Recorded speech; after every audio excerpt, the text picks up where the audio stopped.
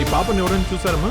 లేదు సార్, ఈ పాప ఎవరో మాకు తెలియదు సార్. నా పాప నాకు చెప్పకుండా ఎక్కడికి వెళ్ళదు సార్.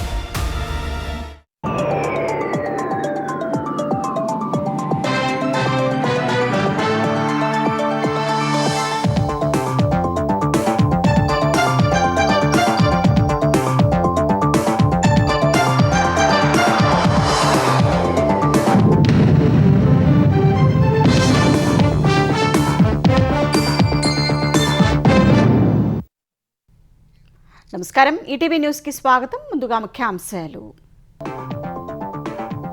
ఇరాన్తో ఒప్పందం ఖరారైందన్న ట్రంప్, అతి త్వరలోనే సంతకాలు జరుగుతాయని వెల్లడి.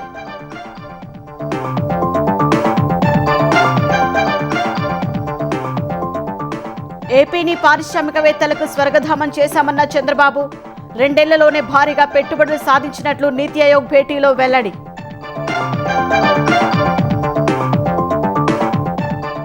మద్యం రవాణా కేసులో దూకుడు పెంచిన ఈడీ, 195 కోట్ల కుంభకోణానికి పాల్పడ్డట్లు ప్రాథమికంగా గుర్తింపు.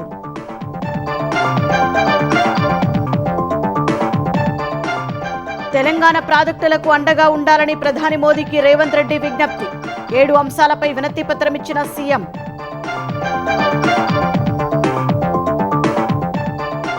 లోక్సభ సీట్లు 824కి పెంచాలని ప్రధాని ఆర్థిక మండలి సిఫారసు. 373 స్థానాలు యథాతథంగా ఉంచాలని సూచన. మిగిలిన వాటిలో మార్పులకు సలహా. రేపటి నుంచి వారం రోజులు ఫ్రాన్స్, స్లోవేకియాలో పర్యటించనున్న మోదీ, రక్షణ, పౌర అణు ఇంధనం సహా పలు రంగాలపై చర్చించే అవకాశం.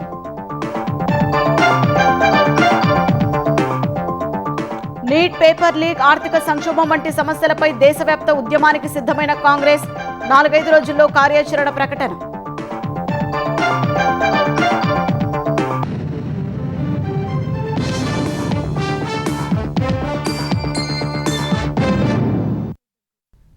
ఇరాన్పై రాత్రివేళ భీకర దాడులు చేస్తామని హెచ్చరించిన అమెరికా అధ్యక్షుడు డొనాల్డ్ ట్రంప్ కొన్ని గంటల్లోనే మాట మార్చారు. ఇరాన్పై బాంబు దాడులను రద్దు చేసినట్లు తెలిపారు. ఇరాన్తో చర్చల అనంతరం ఒప్పందం కుదిరిందని ట్రంప్ ప్రకటించారు. ఈ ఒప్పందానికి సంబంధించిన డాక్యుమెంటేషన్ ప్రక్రియ తుది దశకు చేరుకుందని, రాబోయే కొన్ని రోజుల్లోనే సంతకం జరగనుందని వెల్లడించారు. అయితే ఒప్పందం విషయంలో ఇరాన్ నుంచి మాత్రం ఎలాంటి ప్రకటన రాలేదు. ఇరాన్ చమురు పరిశ్రమ మొత్తాన్ని నియంత్రణలోకి తీసుకుని దాడుల్ని ముమ్మరం చేస్తానని ప్రకటించిన కొన్ని గంటల్లోనే ట్రంప్ స్వరం మార్చారు. ఇరాన్తో చర్చలు కొలిక్కొచ్చాయని, ఆ దేశ అగ్రనాయకత్వం తమ ప్రతిపాదనలకు అంగీకరించిందని చెప్పారు. ఒప్పంద అంశాలకు Israel, Saudi Arabia, UAE, Qatar, Türkiye, Pakistan, Bahrain, Egypt కూడా సమ్మతి తెలిపాయని వెల్లడించారు. ఇరాన్తో నెలకొన్న యుద్ధ వాతావరణానికి తెరదించుతూ ఒక గొప్ప శాంతి ఒప్పందం కుదిరిందని ట్రంప్ అధికారికంగా ప్రకటించారు. ఈ ఒప్పందానికి సంబంధించిన డాక్యుమెంటేషన్ ప్రక్రియ తుది దశకు చేరుకుందని, రాబోయే కొన్ని రోజుల్లోనే ఇది ముగుస్తుందని ఆయన వెల్లడించారు. ఈ చరిత్రాత్మక ఒప్పందంపై సంతకాలు చేసే కార్యక్రమం బహుశా ఐరోపాలో జరగొచ్చని ట్రంప్ సంకేతాలిచ్చారు. ఈ ఒప్పందానికి తాను హాజరు కానని, ఉపాధ్యక్షుడు జేడీ వాన్స్ వెళతారని చెప్పారు. ఈ డీల్ ద్వారా ఇరాన్ ఇకపై ఎన్నటికీ అణ్వాయుధాన్ని తయారు చేయలేదని ట్రంప్ పునరుద్ఘాటించారు. ఇరాన్తో కుదిరిన ఈ ఒప్పందం వల్ల అంతర్జాతీయ మార్కెట్లో చమురు ధరలు తగ్గుముఖం పడతాయని ట్రంప్ ఆశాభావం వ్యక్తం చేశారు. చమురు ధరలు తగ్గితే వాటితో పాటు మిగిలిన అన్ని వస్తువుల ధరలు కూడా తగ్గుతాయని, ఇది ప్రపంచ ఆర్థిక వ్యవస్థకు ఊరటనిస్తుందని పేర్కొన్నారు. We just made a great settlement of the war with Iran, and we're going to be subject to finalization of documents, which should get done over the next few days. Probably have a signing maybe in Europe. And when oil comes down, everything else comes down. And most importantly, we have a deal that Iran will never have a nuclear weapon, which was the whole purpose of what we had to go through to get this. So it was a big, very big thing. But we have a signing soon, and the documents are in pretty final shape. So we'll see. We'll see. Very good. Should be done, and should be done pretty quickly. గత నెల రోజులుగా ఇరాన్పై America సైన్యం అత్యంత రహస్యంగా సైనిక చర్యలు చేపట్టిందని Trump చెప్పారు. ఎవరికీ తెలియకుండా రాత్రి వేళల్లో ఇరాన్కు చెందిన అనేక పెద్ద ఓడల్ని అమెరికా దళాలు ధ్వంసం చేశాయని ఆయన పేర్కొన్నారు. అమెరికా సైనిక చర్యల్ని ఇరాన్ గుర్తించకుండా ఉండేందుకు ఆ దేశానికి చెందిన రాడార్ వ్యవస్థల్ని, ఇతర నిఘా పరికరాల్ని పూర్తిగా బాంబులతో ధ్వంసం చేశామని ట్రంప్ చెప్పారు. దీనివల్ల క్షేత్రస్థాయిలో ఏం జరుగుతోందో ఇరాన్ కనుగొనలేకపోయిందని వివరించారు. ఇదే క్రమంలో ఇరాన్ మూసివేసిన అంతర్జాతీయ చమురు రవాణా మార్గం హర్ముజ్ త్వరలోనే అధికారికంగా తెరుచుకోనుందని ట్రంప్ ప్రకటించారు. తాము ఒప్పందంపై సంతకాలు చేసిన వెంటనే ఈ మార్గం పునరుద్ధరణ జరుగుతుందని ప్రకటించారు. గత 3 నెలలుగా అమెరికా, ఇరాన్ మధ్య తీవ్ర స్థాయిలో ఉద్రిక్తతలు కొనసాగుతున్నాయి. హర్ముజ్లో రాకపోకలు నిలిచిపోయి ప్రపంచవ్యాప్తంగా ఇంధన ధరలు భగ్గుమంటున్నాయి. ఈ క్రమంలోనే ఇరాన్తో డీల్ కుదిరిందని ట్రంప్ ప్రకటించడంతో మళ్లీ ఇంధన ధరలు దిగొస్తాయని నిపుణులు భావిస్తున్నారు. సంస్కరణలు, సుస్థిర విధానాలు, ముందు చూపుతో కూడిన ఆర్థిక అజెండా కారణంగా పెట్టుబడిదారుల్లో ఆంధ్రప్రదేశ్పై విశ్వాసాన్ని రెట్టింపు చేశాయని సీఎం చంద్రబాబు అన్నారు. అందుకే గత 2 నెలల్లో 23 లక్షల కోట్లకు పైగా పెట్టుబడులను ఏపీ ఆకర్షించిందని చెప్పారు. గురువారం రాష్ట్రపతి భవన్లో ప్రధాని నరేంద్ర మోదీ అధ్యక్షతన జరిగిన నీతి ఆయోగ్ 11వ పాలక మండలి సమావేశంలో చంద్రబాబు మాట్లాడారు. ఆంధ్రప్రదేశ్లో పెట్టుబడులతో భారీగా ఉద్యోగ అవకాశాలతో పాటు దీర్ఘకాల ఆర్థికాభివృద్ధికి ఊతం కలుగుతుందని తెలిపారు.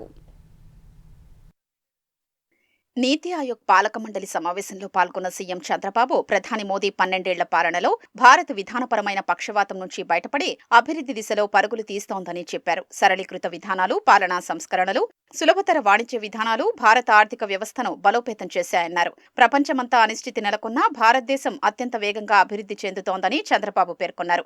వికసిత్ భారత్ 2047 లక్ష్య సాధన ద్వారా ప్రజలందరికీ అభివృద్ధి ఫలాల్ని అందించడానికి కేంద్ర ప్రభుత్వం నీతి ఆయోగ్తో కలిసి పనిచేస్తామని సీఎం చంద్రబాబు స్పష్టం చేశారు. ఏపీలో చేపడుతున్న వివిధ కార్యక్రమాల గురించి ఈ సందర్భంగా సీఎం ప్రస్తావించారు. మానవ వనరుల అభివృద్ధి, పేదరిక నిర్మూలన, ఉన్నత శ్రేణి ఉద్యోగాల కల్పన, సామాజిక మౌలిక వసతుల బలోపేతం, నీరు, ఇంధన భద్రతకు ప్రాధాన్యమిస్తున్నట్లు తెలిపారు. సాంకేతికత, పారదర్శకత, జవాబుదారీతనంతో కూడిన పరిపాలనా విధానాన్ని అమలు చేస్తున్నామన్నారు. రియల్ టైం గవర్నెన్స్ సొసైటీ ద్వారా వాతావరణం, పంటల స్థితిగతులు, భూగర్భ జలాలు వంటి 41 రకాల సమాచారాన్ని రియల్ టైంలో సేకరించి ఏఐ సహకారంతో విశ్లేషించి మెరుగైన సేవలందిస్తున్నట్లు వివరించారు. మనమిత్ర వాట్సాప్ గవర్నెన్స్ యాప్ ద్వారా ప్రభుత్వ సేవల్ని ఇంటి వద్దనే అందిస్తున్నామన్నారు. రాష్ట్రాలు మౌలిక వసతులపై దృష్టి సారించాలన్న ఆయన రెగ్యులేటరీ వ్యవస్థలో స్థిరంగా ఉండాలన్నారు. లాజిస్టిక్స్ మెరుగుపరుచుకోవాలని సూచించారు. పెట్టుబడులను ఆకర్షించడానికి కేవలం ప్రోత్సాహకాల ఆధారిత పోటీపై ఆధారపడకుండా అనుమతుల్ని వేగంగా ఇవ్వాలన్నారు. గృహ నిర్మాణం, పారిశుద్ధ్యం, సురక్షిత కుళాయి నీరు, వంట గ్యాస్, విద్యుత్, డిజిటల్ కనెక్టివిటీ, ప్రత్యక్ష ప్రయోజన బదిలీ లాంటి 7 సౌకర్యాల్ని ప్రజలందరికీ అందించాలని ఆంధ్రప్రదేశ్ ప్రభుత్వం లక్ష్యంగా పెట్టుకుందని సీఎం చంద్రబాబు అన్నారు. సామాన్యుడి జీవన ప్రమాణాలు మెరుగుపరిచి సమ్మిళిత అభివృద్ధి సాధించడానికి ఈ 7 సేవలు అత్యంత ముఖ్యంగా పేర్కొన్నారు. సమాజంలో 10% మంది సంపన్నులు, అట్టడుగున ఉన్న 20% కుటుంబాల్ని దత్తత తీసుకుని వారిని అన్ని విధాలా పైకి తీసుకొచ్చే P4 విధానాన్ని ఏపీలో అమలు చేస్తున్నట్లు చెప్పారు. వైద్య రంగంలో తమ ప్రభుత్వం కొత్తగా సంజీవని ప్రాజెక్టు ప్రారంభించిందన్నారు. వ్యాధుల్ని ముందుగానే పసిగట్టి నివారణకు అవసరమైన వైద్య సౌకర్యాలు అందించేందుకు వీలుగా డిజిటల్ వ్యవస్థను తీసుకొచ్చామన్నారు. యోగా, ధ్యానం లాంటి ఆరోగ్యకరమైన అలవాట్లను ప్రజల్లోకి తీసుకెళ్లే కార్యక్రమాలు అమలు చేస్తున్నట్లు చెప్పారు. భవిష్యత్తు అవసరాల కోసం నాణ్యమైన మానవ వనరుల్ని సిద్ధం చేయడానికి విద్యారంగంలో సంస్కరణలు తీసుకొచ్చామన్నారు. ఏఐ ఆధారిత అభ్యసన విధానాలు ప్రారంభించామన్నారు. ఉన్నత విద్యతో పారిశ్రామిక రంగాన్ని అనుసంధానం చేసి ఉద్యోగాలకు అనువైన కోర్సులు తీసుకొస్తున్నట్లు తెలిపారు. ఆర్టిఫిషియల్ ఇంటెలిజెన్స్, క్వాంటమ్ కంప్యూటింగ్ లాంటి అధునాతన రంగాల్లో నైపుణ్య శిక్షణ కోర్సులు నిర్వహిస్తున్నామన్నారు. ఆంధ్రప్రదేశ్లో సంతాన సాఫల్య నిష్పత్తి 1.5 లోపునకు పడిపోయిందన్న సీఎం భవిష్యత్తులో ఏర్పడే మానవ వనరుల కొరత, వయోభారం ద్వారా తలెత్తే ప్రమాదాన్ని పసిగట్టి దీర్ఘకాల ఆర్థిక సుస్థిరత కోసం పాపులేషన్ మేనేజ్మెంట్ పాలసీ తీసుకొచ్చామన్నారు. అన్ని రాష్ట్రాలు జనాభా సమతౌల్యానికి ప్రాధాన్యమివ్వాలని చంద్రబాబు సూచించారు. తెలంగాణ అభివృద్ధిని మరింత వేగవంతం చేసేలా 7 అంశాల్లో కేంద్రం మద్దతివ్వాలని ప్రధాని నరేంద్ర మోదీకి సీఎం రేవంత్ రెడ్డి విజ్ఞప్తి చేశారు. హైదరాబాద్ మెట్రో రైల్ 2వ దశ, regional ring road, future city, Warangal విమానాశ్రయం సహా పలు అంశాలపై ఆమోదం తెలపాలని కోరారు. అనంతరం కేంద్ర మంత్రి మనోహర్ లాల్ ఖట్టర్ను కలిసిన సీఎం మెట్రో 2వ దశకు అనుమతులివ్వాలని విజ్ఞప్తి చేశారు.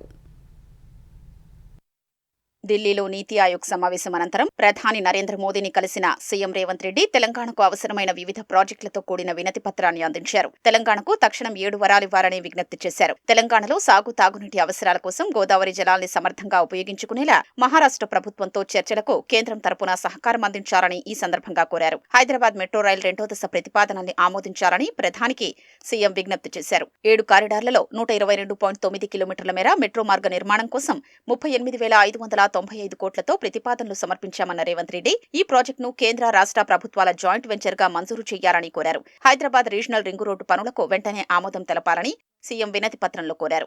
ఉత్తర భాగంలో భూసేకరణ ఖర్చులో 50% వాటా భరించేందుకు తెలంగాణ ప్రభుత్వం ఇప్పటికే అంగీకరించిందని గుర్తు చేశారు. ఎన్హెచ్ఏఐకు ఇప్పటికే 626 కోట్లు విడుదల చేశామని, భూసేకరణ కూడా 90% పూర్తయినట్లు తెలిపారు. దక్షిణ భాగానికి సంబంధించిన అలైన్మెంట్ మ్యాపులు, హెచ్ఎండిఏ మాస్టర్ ప్లాన్ నోటిఫికేషన్లను ఇప్పటికే కేంద్ర రహదారి రవాణా శాఖకు అందించామని సీఎం తెలిపారు. అందువల్ల ఉత్తర, దక్షిణ కారిడార్లను ఒకేసారి ఆమోదించి అమలు చేయాలని కోరారు. భారత్ ఫ్యూచర్ సిటీ నుంచి ఆంధ్రప్రదేశ్లోని మచిలీపట్నం పోర్టు వరకు హైదరాబాద్, అమరావతి, బందర్ పోర్ట్ ఎక్స్ప్రెస్ వేకి కేంద్రం అనుమతివ్వాలని విజ్ఞప్తి చేశారు. వరంగల్ విమానాశ్రయం పనుల్ని త్వరగా ప్రారంభించాలని, అవసరమైన భూమిని సేకరించి ఎయిర్పోర్ట్స్ అథారిటీకి అప్పగించామని సీఎం ప్రధాని మోదీ దృష్టికి తెచ్చారు. ఈ విమానాశ్రయం అందుబాటులోకి వస్తే ఉత్తర తెలంగాణ పారిశ్రామికంగా, విద్య, పర్యాటక పరంగా మరింత అభివృద్ధి చెందుతుందన్నారు. హైదరాబాద్లో ఐఐఎం ఏర్పాటు చేయాలని, ఇందుకోసం 200 ఎకరాల భూమి ఇచ్చేందుకు తెలంగాణ ప్రభుత్వం సిద్ధంగా ఉందన్నారు. అనంతరం హైదరాబాద్ మెట్రో ఫేజ్ 2కు సత్వరమే అనుమతులు మంజూరు చేయాలని కేంద్ర పట్టణ వ్యవహారాల శాఖ మంత్రి మనోహర్ లాల్ ఖట్టర్కు ముఖ్యమంత్రి విజ్ఞప్తి చేశారు. కేంద్ర మంత్రి ఖట్టర్తో సమావేశమైన రేవంత్ రెడ్డి హైదరాబాద్లో 76.4 కిలోమీటర్ల పొడవైన మెట్రో ఫేజ్ 2 అవసరం ఎంతో ఉందని తెలిపారు. మెట్రో ఫేజ్ 2 సాకారమైతే నగరంలో రాకపోకలు వేగంగా సాగడంతో పాటు రహదారులపై రద్దీ తగ్గుతుందని, సుస్థిరాభివృద్ధికి ఎంతగానో దోహదపడుతుందన్నారు. పట్టణ వ్యవహారాల శాఖ సూచన మేరకు అవసరమైన సవరణలు చేసి ప్రాజెక్టు డిపిఆర్ సమర్పించిన విషయాన్ని కేంద్ర మంత్రికి సీఎం గుర్తు చేశారు. ఇతర శాఖల నుంచి అవసరమైన అనుమతులు ఇప్పించాలని విజ్ఞప్తి చేశారు. దేశంలో లోక్సభ స్థానాలను 824కి పెంచాలని ప్రధానమంత్రి ఆర్థిక సలహా మండలి సిఫారసు చేసింది. 170 స్థానాలను విభజించి మిగిలిన 373 సీట్లను యథాతథంగా ఉంచాలని సూచించింది. తెలంగాణలోని హైదరాబాద్, సికింద్రాబాద్, మల్కాజ్గిరి, మెదక్లను 3గా, చేవెళ్లను 2 నియోజకవర్గాలుగా విభజించాలని పేర్కొంది. ఏపీలోని విశాఖ, రాజంపేట, కడప, నంద్యాల, అనంతపురం, కర్నూలును 3గా, మచిలీపట్నంను 2గా విభజించాలని సిఫారసు చేసింది. దేశంలో లోక్సభ నియోజకవర్గాల పెంపుపై ప్రధానమంత్రి ఆర్థిక సలహా మండలి పలు సిఫార్సులు చేసింది. డీలిమిటేషన్ బిల్లు సందర్భంగా నియోజకవర్గాల్ని 815గా విభజించే అవకాశం ఉందని కేంద్ర ప్రభుత్వం వెల్లడించగా, ఇప్పుడు ఆర్థిక సలహా మండలి మరిన్ని పెంచాలని సూచించింది. మొత్తం స్థానాన్ని 824కు పెంచాలని సిఫార్సు చేసింది. ప్రస్తుతం ఉన్న 543లో 373 నియోజకవర్గాల్ని యథాతథంగా ఉంచాలని, 59 స్థానాల్ని 2గా, 111 స్థానాల్ని 3 నియోజకవర్గాలుగా విభజించాలని సూచించింది. మొత్తంగా 170 స్థానాల్ని విభజిస్తే చాలని సూచించింది. ఇందుకోసం పట్టణ ఎస్సీ, ఎస్టీ మహిళల జనాభా, భాషా సమీకరణాలు, భాషా వైవిధ్యం, గత లోక్సభ ఎన్నికల్లో పోలింగ్ శాతాన్ని పరిగణలోకి తీసుకోవాలని ప్రతిపాదించింది. హైదరాబాద్, సికింద్రాబాద్, మల్కాజ్గిరి, మెదక్లను 3 నియోజకవర్గాలుగా, చేవెళ్లను 2 నియోజకవర్గాలుగా విభజించాలని సిఫార్సు చేసింది. ఏపీలోని రాజంపేట, కడప, నంద్యాల, కర్నూలు, అనంతపురం, విశాఖపట్నంలను 3గా, మచిలీపట్నం నియోజకవర్గాన్ని 2గా చెయ్యాలని సూచించింది.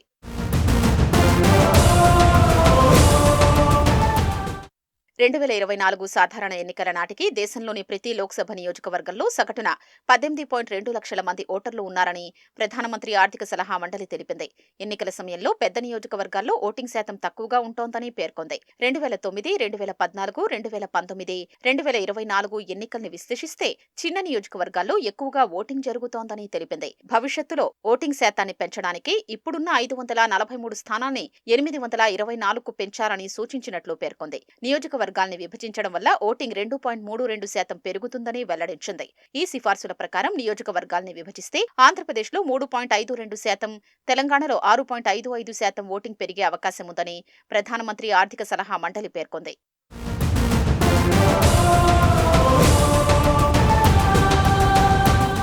హైదరాబాద్ లోక్సభ నియోజకవర్గంలో ఉర్దూ మాట్లాడేవారు 10.66 లక్షల మంది ఉన్నారని ఆర్థిక సలహా మండలి నివేదిక పేర్కొంది. మొత్తం ఓటర్లలో వీరి సంఖ్య 64%గా ఉందని తెలిపింది.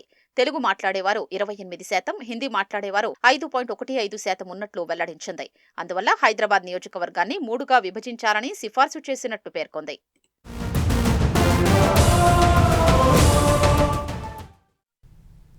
ప్రధాని నరేంద్ర మోదీ రేపటి నుంచి వారం రోజుల పాటు ఫ్రాన్స్, స్లోవేకియాలలో పర్యటించనున్నారు. ఈ పర్యటనలో రక్షణ, పౌర అణుఇంధనం వంటి కీలక రంగాలలో ద్వైపాక్షిక సహకారాన్ని బలోపేతం చేసుకోవడమే ప్రధాన అజెండాగా ఉండబోతోంది. ఫ్రాన్స్లో జరిగే G7 సదస్సు అవుట్రీచ్ సెషన్స్లో ప్రధాని మోదీ పాల్గొంటారు. గ్లోబల్ సౌత్ దేశాల ప్రాధాన్యతలను ఆయన ఈ వేదికపై ప్రస్తావించనున్నారు. ఈ సదస్సు సందర్భంగా అమెరికా అధ్యక్షుడు డొనాల్డ్ ట్రంప్తో ప్రధాని మోదీ భేటీ అయ్యే అవకాశాలపై భారత్, అమెరికా దౌత్య వర్గాలు చర్చలు జరుపుతున్నాయి. భారత్ ఇటీవల ప్రతిష్టాత్మక శాంతి చట్టాన్ని తీసుకువచ్చిన నేపథ్యంలో భారత అణు ఇంధన రంగంలో పెట్టుబడులు పెట్టేందుకు పలు ఫ్రెంచ్ కంపెనీలు ఆసక్తి చూపుతున్నాయి. ప్రస్తుతం 8.78 గిగావాట్గా ఉన్న అణు విద్యుత్ సామర్థ్యాన్ని 2047 నాటికి 100 గిగావాట్కి పెంచాలని భారత్ లక్ష్యంగా పెట్టుకుంది. MRFA ప్రాజెక్టు కింద భారత్కు ఫ్రాన్స్ మత్స్య రక్షణ సంస్థ దసాల్ట్ ఏవియేషన్ సహాయం అందించనుంది. ఇందులో భాగంగా 18 రాఫెల్ విమానాలను ఫ్రాన్స్ నేరుగా సరఫరా చేయగా మిగిలిన విమానాలను 50% స్వదేశీ భాగాలతో మేక్ ఇన్ ఇండియా కింద భారత్లోనే తయారు చేయనున్నారు. ఈ పర్యటనలో భారత్ ఫ్రాన్స్ మధ్య సుమారు 12 కొత్త ద్వైపాక్షిక కార్యక్రమాలకు శ్రీకారం చుట్టే అవకాశం ఉంది. ఆంధ్రప్రదేశ్లో కూటమి ప్రభుత్వం అధికారంలోకి వచ్చి 2 ఏళ్లు పూర్తి చేసుకున్న వేళ తిరుపతి సమీపంలో నేడు భారీ బహిరంగ సభ నిర్వహించనున్నారు.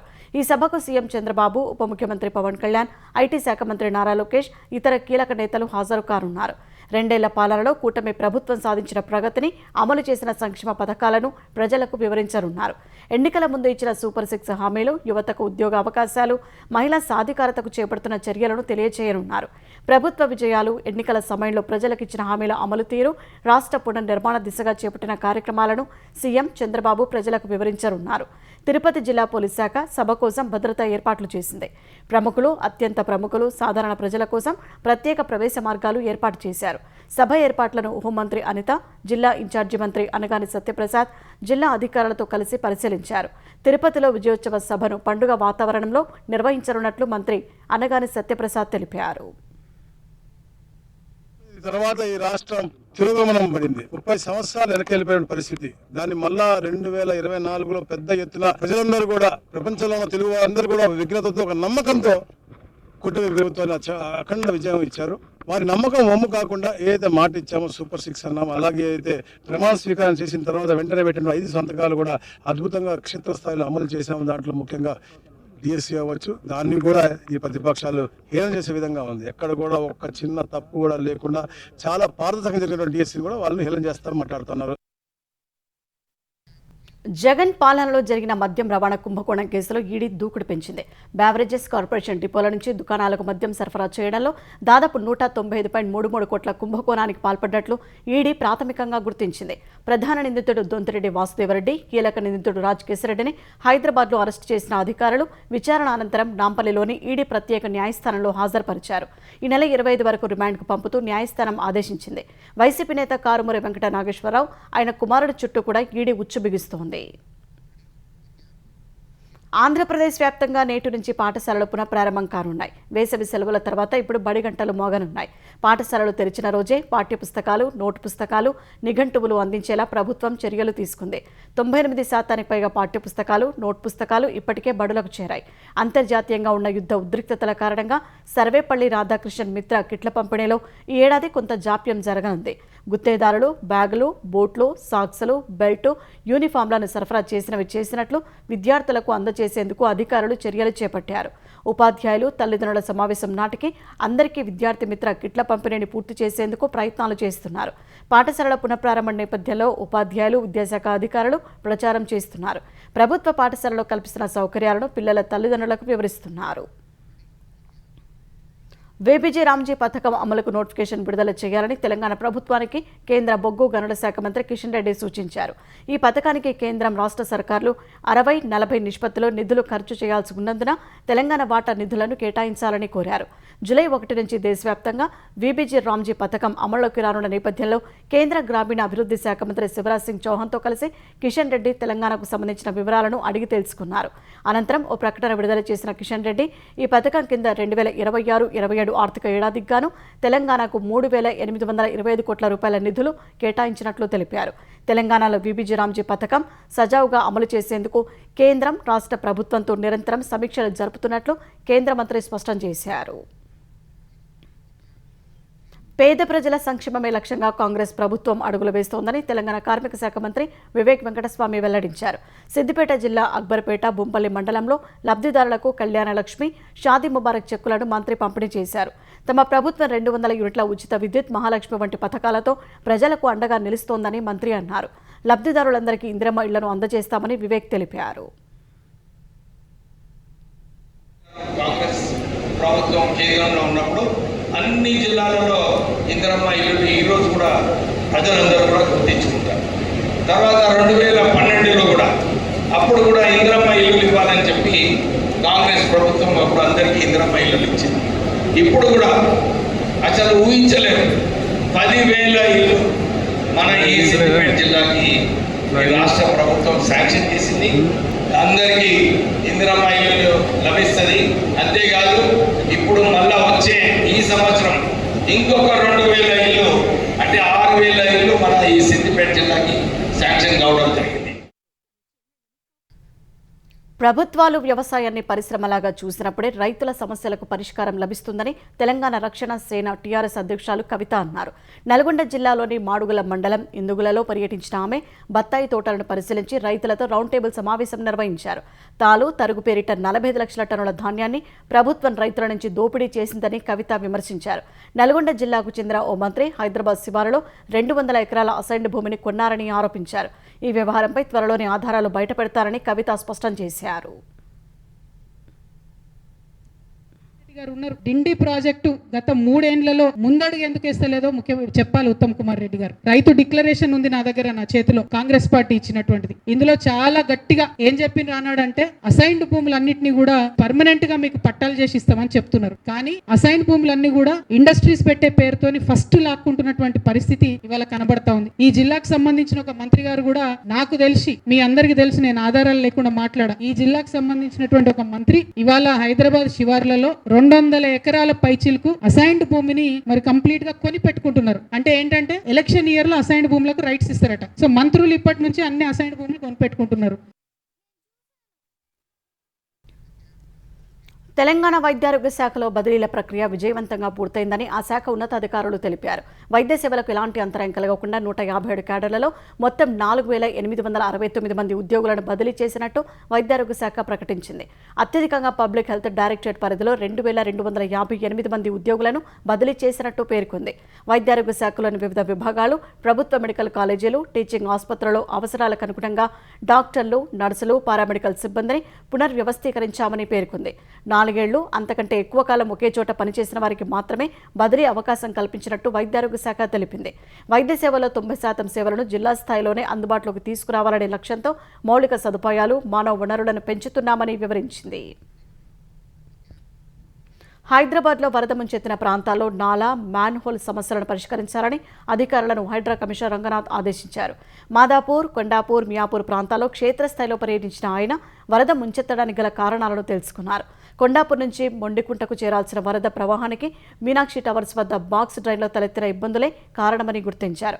వరద కాలువ కుచించుకుపోవడం కూడా ముంపునకు కారణమన్న రంగనాథ్ వెంటనే కాలువను తెరిపించి పూడికను తొలగించాలని ఆదేశించారు.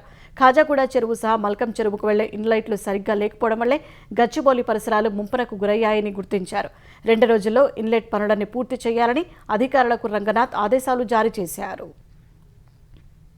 స్వచ్ఛందంగా వ్యభిచారం చేస్తున్న మహిళ వద్ద పట్టుబడిన విటులపై మానవ అక్రమ రవాణా కింద కేసు నమోదు చేయడానికి వీల్లేదని తెలంగాణ హైకోర్టు స్పష్టం చేసింది. సెక్స్ వర్కర్ నుంచి సేవలు పొందిన వ్యక్తిపై మానవ అక్రమ రవాణా సెక్షన్ 372A కింద కేసులు నమోదు చేయడం చెల్లదని తేల్చెప్పింది. మానవ అక్రమ రవాణాకు గురైన వ్యక్తిని లైంగిక దోపిడీ కోసం వినియోగించే ప్రయత్నం చేసినా ఆమెను బాధితురాలు నమ్మే పరిస్థితులుంటే కేసు నమోదు చేయవచ్చని తెలిపింది. వ్యభిచార గృహాల్లో పట్టుబడిన విద్యార్థులు, యువకులు, వ్యాపారవేత్తలు తాము వినియోగదారులమేనంటూ పలు పోలీస్ స్టేషన్లలో నమోదైన కేసులను కొట్టివేయాలని 120కి పైగా పిటిషన్లు దాఖలయ్యాయి. వీటిపై విచారణ చేపట్టిన హైకోర్టు స్వచ్ఛందంగా వ్యభిచారం చేస్తున్న మహిళలు, వారి వినియోగదారులను దర్యాప్తు సంస్థలు వేధింపులకు గురిచేయరాదని పేర్కొంది. వ్యభిచార గృహం వద్ద పరిసరాలు కనిపించారన్న కారణం కేసు నమోదుకు సరిపోదని తేల్చెప్పింది. అక్రమ రవాణాకు గురైన మహిళ వద్ద పట్టుబడిన విటులపై కేసు నమోదు చేయవచ్చంటూ హైకోర్టు వెల్లడించింది. ఆర్థిక సంక్షోభం, నిత్యావసరాల ధరల పెరుగుదల, నిరుద్యోగం, పరీక్ష పేపర్ లీక్ వంటి సమస్యలపై దేశవ్యాప్తంగా ప్రజా ఉద్యమం చేపట్టాలని కాంగ్రెస్ పార్టీ నిర్ణయించింది. ఇందులో భాగంగా ప్రజల వద్దకు వెళ్లి వారికి సంఘీభావం ప్రకటించేలా పార్టీ నేతలంతా రోడ్లపైనే ఉండేలా 4-5 రోజుల్లో కార్యాచరణను ప్రకటించనుంది. పార్టీ అధ్యక్షుడు మల్లికార్జున ఖర్గే నేతృత్వంలో గురువారం ఢిల్లీలోని ఇందిరాభవన్లో 3 గంటల పాటు జరిగిన పార్టీ ప్రధాన కార్యదర్శులు, ఇన్ఛార్జీలు, పీసీసీ అధ్యక్షుల అత్యవసర సమావేశంలో ఈ నిర్ణయం తీసుకున్నారు. ప్రస్తుతం దేశంలో ప్రమాదకర పరిస్థితులు నెలకొన్నాయని సమావేశం అనంతరం కాంగ్రెస్ ప్రధాన కార్యదర్శి కేసీ వేణుగోపాల్ పేర్కొన్నారు. ఒకవైపు ప్రజాస్వామ్యం లేదని, మరోవైపు సామాన్య ప్రజలు జీవనోపాధుల కోసం పోరాడుతున్నారని చెప్పారు. అందుకే దేశవ్యాప్తంగా ఉద్యమం చేపడతామని, మండల, జిల్లా, రాష్ట్ర స్థాయిలో ఆందోళన కార్యక్రమాలు నిర్వహిస్తామన్నారు. రాజ్యసభ ఎన్నికల్లో తన నామినేషన్ తిరస్కరించడంపై కాంగ్రెస్ తెలంగాణ వ్యవహారాల ఇన్ఛార్జి మీనాక్షి నటరాజన్ సుప్రీంకోర్టును ఆశ్రయించారు. ఆమె పిటిషన్పై సుప్రీంకోర్టు ఇవాళ విచారణ చేపట్టనుంది. మధ్యప్రదేశ్ నుంచి పోటీ చేసేందుకు ఆమె దాఖలు చేసిన నామినేషన్ పత్రాల్లో తనపై ఉన్న క్రిమినల్ కేసును ప్రస్తావించలేదనే కారణంతో తిరస్కరిస్తున్నట్టు రిటర్నింగ్ అధికారి తెలిపారు. మీనాక్షి పిటిషన్ అంశాన్ని ప్రస్తావించిన సీనియర్ న్యాయవాది అభిషేక్ మను సింఘ్వి నామినేషన్ పత్రాలను తప్పుగా తిరస్కరించారని, తక్షణమే విచారణ చేపట్టాలని ధర్మాసనాన్ని అభ్యర్థించారు. ప్రస్తుతం ఎన్నికల ప్రక్రియ కొనసాగుతున్నందున ఈ పిటిషన్కు విచారణ అర్హత ఉందా అని ధర్మాసనం ప్రశ్నించింది. కనీసం 2 ఏళ్ల జైలు శిక్ష పడే అవకాశం ఉన్న క్రిమినల్ కేసును మాత్రమే నామినేషన్లో ప్రస్తావించాలని అభిషేక్ సింఘ్వి వివరించారు. కానీ మీనాక్షికి కేసుల సమన్లు మాత్రమే ఇచ్చారని పేర్కొన్నారు. మరోసారి పిటిషన్కు విచారణ అర్హత ఉందా అని ప్రశ్నించిన సుప్రీంకోర్టు సరైన రీతిలో ఎన్నికల అఫిడవిట్ దాఖలు చేయడం ఉత్తమమని పేర్కొంది. మీనాక్షి పిటిషన్ను ప్రస్తావించడాన్ని ఈసీ తరపు న్యాయవాది తప్పుపట్టారు. పిటిషన్ కాపీని కూడా తమకు అందించలేదని తెలిపారు. ఈ అంశాన్ని నేడు పరిశీలిద్దామని సుప్రీంకోర్టు సూచించింది. అంతర్జాతీయ సముద్ర జలాల్లో భారత నౌకాదళం అసాధారణమైన ప్రమాదకరమైన ఆపరేషన్ను విజయవంతంగా పూర్తి చేసింది. ఒక ముడి చమురు ట్యాంకర్ ఇంధన ట్యాంకులో చిక్కుకున్న పేలని క్షిపణి భాగాన్ని చాకచక్యంగా వెలికితీసి సురక్షిత ప్రాంతానికి తరలించింది. గత నెల 26న మార్షల్ ఐలాండ్స్ జెండాతో ప్రయాణిస్తున్న ఎంటీ ఒలింపిక్ లైఫ్ అనే చమురు రవాణా నౌక యుఏఈలోని పుజైరా నుంచి కేరళలోని కొచ్చికి వస్తుండగా ఒమన్ తీరానికి సమీపంలో దానిపై ఒక క్షిపణి దాడి జరిగింది. క్షిపణి నౌకను బలంగా ఢీకొట్టి లోపలికి దూసుకెళ్లినప్పటికీ అది పేలలేదు. ఆ పేలని క్షిపణి భాగం నౌకలోని ఇంధన ట్యాంకు లోపల ఇరుక్కుపోయి ఉందని గమనించిన సిబ్బంది కొచ్చి తీరం చేరుకున్నాక భారత నౌకాదళాన్ని అత్యవసర సహాయం కోరారు. ఆ నౌకలో ఒక్కరు కూడా భారతీయ పౌరులు లేనప్పటికీ మానవతా దృక్పథంతో సముద్ర భద్రతను కాపాడేందుకు భారత నౌకాదళం రంగంలోకి దిగింది. ఏమాత్రం తేడా వచ్చినా భారీ పేలుడు సంభవించే నౌకతో పాటు కొచ్చి పోర్టు పరిసర ప్రాంతాలు కూడా దెబ్బతినే ప్రమాదం ఉన్నప్పటికీ సాహసం చేసింది. నేవీ ఈఓడి బృందం అత్యంత అధునాతన సాంకేతిక పరికరాలను ఉపయోగించి దశల వారీగా ఆపరేషన్ చేపట్టింది. అమెరికా రక్షణ శాఖ ప్రధాన కార్యాలయం పెంటగాన్లో గురువారం హఠాత్తుగా చోటు చేసుకున్న ఒక అంతర్గత సమస్య తీవ్ర కలకలం రేపింది. భవనంలోని ఒక నిర్దిష్ట భాగంలో గాలి నాణ్యతలో అసాధారణ మార్పులను గుర్తించడంతో అధికారులు వెంటనే అప్రమత్తమయ్యారు. ఎలాంటి ముప్పు వాటిల్లకుండా ముందస్తు జాగ్రత్త చర్యగా భవనంలోని కొన్ని విభాగాలకు షెల్టర్ ఇన్ప్లేస్ ఆదేశాలు జారీ చేశారు. దీని ప్రకారం ఎక్కడ ఉన్నవారు అక్కడే ఉండాలని స్పష్టం చేశారు. గాలి నాణ్యత తగ్గడానికి గల ఖచ్చితమైన కారణాలు తెలియరాలేదు. పెంటగాన్ ఫోర్స్ ప్రొటెక్షన్ ఏజెన్సీకి చెందిన రసాయన హానికర పదార్థాల నిరోధక బృందం వెంటనే రంగంలోకి దిగి అసలేం జరిగిందనే కోణంలో దర్యాప్తు ప్రారంభించింది. దర్యాప్తు పూర్తయ్యే వరకు పెంటగాన్ లోపల అత్యంత కఠినమైన భద్రతా నిబంధనలు అమల్లో ఉంటాయని అధికారులు తెలిపారు.